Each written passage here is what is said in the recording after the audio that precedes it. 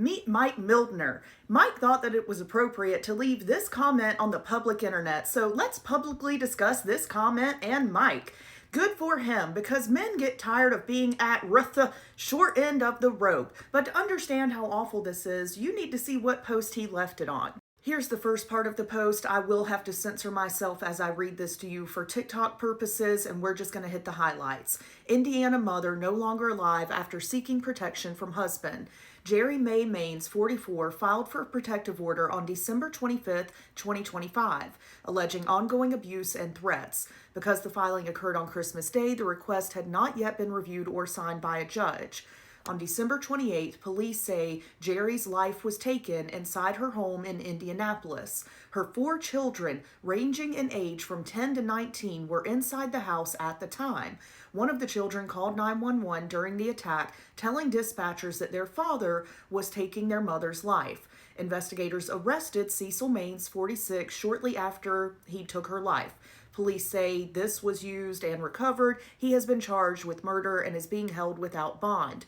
Court documents show Jeri's protective order petition described prior incidents of DV and threats. Because the order had not yet been granted, no restrictions or enforcement protections were in place when her life was taken.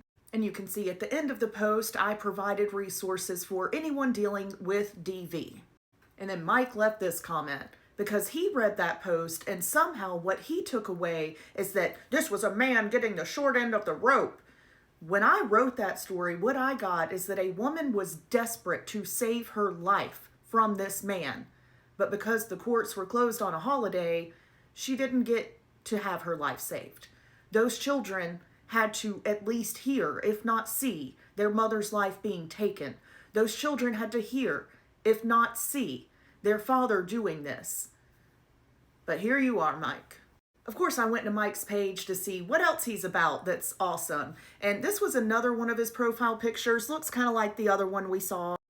But then he changed it to this. I don't think that's the same guy at all. And neither do the people in the comments saying, why did you change your picture to this? Just thought that was an interesting tidbit to add. That's not you, Mike. No one thinks it is.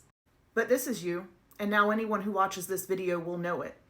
I have to say, I hope that anyone around you, especially women, are safe, because if you read this story and that's what you commented, I cannot help but assume that you have some similarities to Cecil Mains.